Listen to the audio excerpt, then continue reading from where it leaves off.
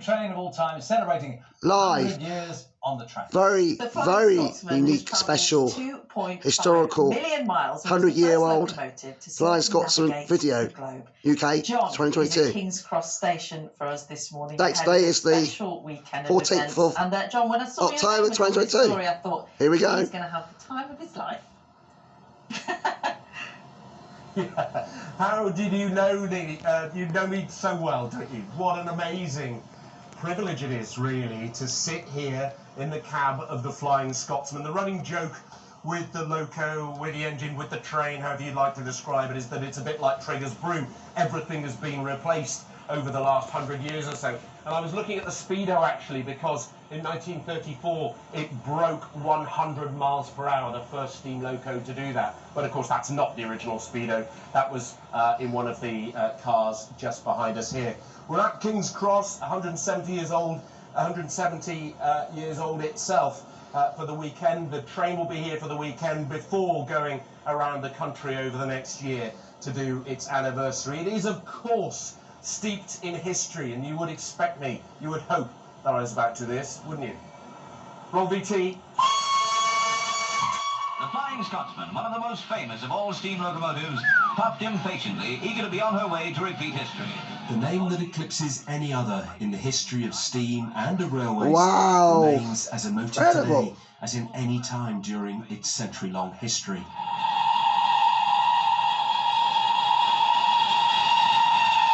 The Flying Scotsman. Broke records and set pulses racing. The first to break the 100-mile-per-hour barrier in 1934 and to make the 400-mile journey from London to Edinburgh without stopping.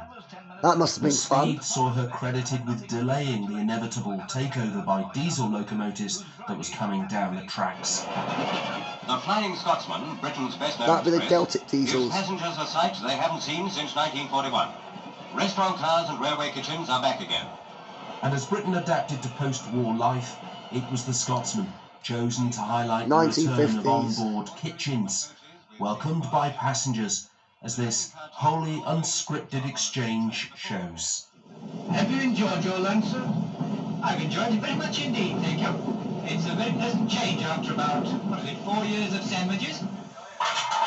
She was taken around the world to showcase British engineering at its best. Australia, often the business America of running the Scotsman ran into the buffers. Oh yeah. Her ownership changed hands several times. An extensive 10-year restoration costing more than £4 million was completed 6 years ago by the National Railway Museum. Thanks a lot. To give the engine a new lease of life. Thank you.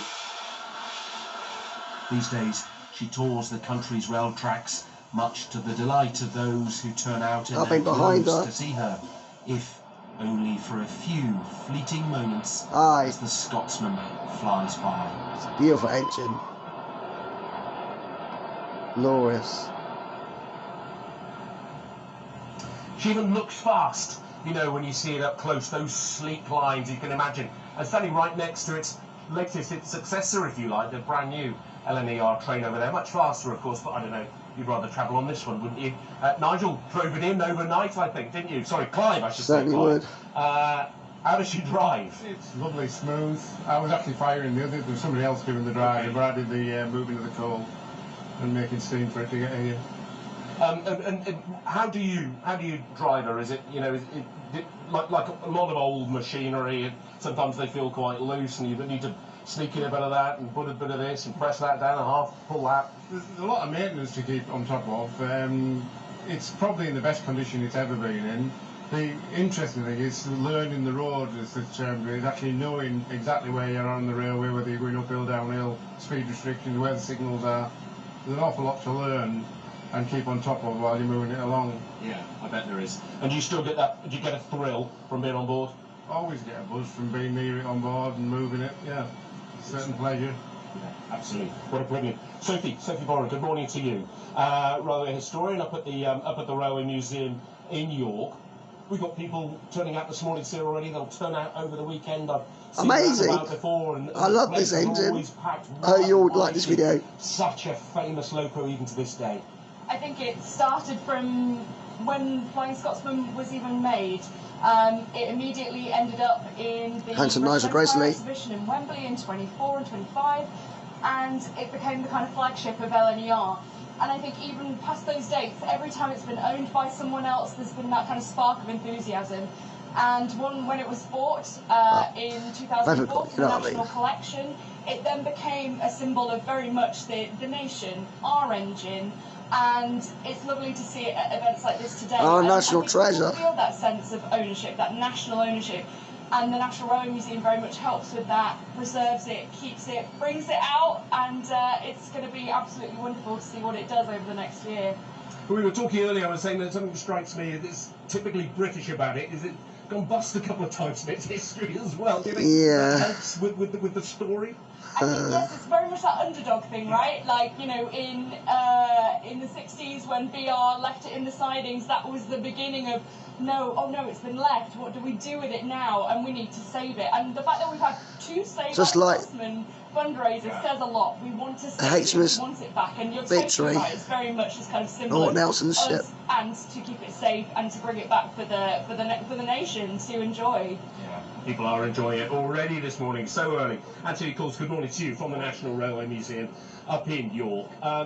This is your star attraction, I guess. Very much so. I mean, people say that iconic is an overused word, but here we have an icon of the engineering age inside an icon of the civil engineering age. King's Cross Station, 170 years old, Scotsman, 100 years old. What's not to like?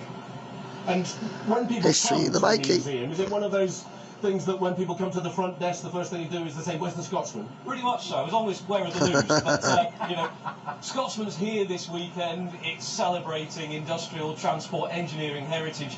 I say to a lot of people, this is there with the London Taxi, the Routemaster bus, the Vulcan bomber. You know, October 2015, the Vulcan bomber flew for the last time. February 16, Flying Scotsman took up the mantle for mobile heritage on the go, and here it is here. We're hoping it'll inspire future generations for years to come, both at the museum, on heritage railways and out on the main line. So it's not just about the fact that it's looking to the future.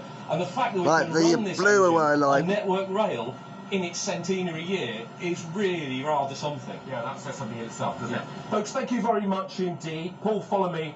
We're just going to do all the Walker's line. Shall we? It's such a magical sound. The way it echoes around the 170-year-old King's Cross Station as well. Beautiful engine. Around the engine. country over the next year or so to celebrate her centenary, so you won't miss out. Just check the website for details. Talk to you later. Get yourself to that buffet car. Marvellous. As well. She will be going out around the country over the next year or so to celebrate. So like this video, please have a thumbs up. Please subscribe to my Sunshine Gems with the 4 videos.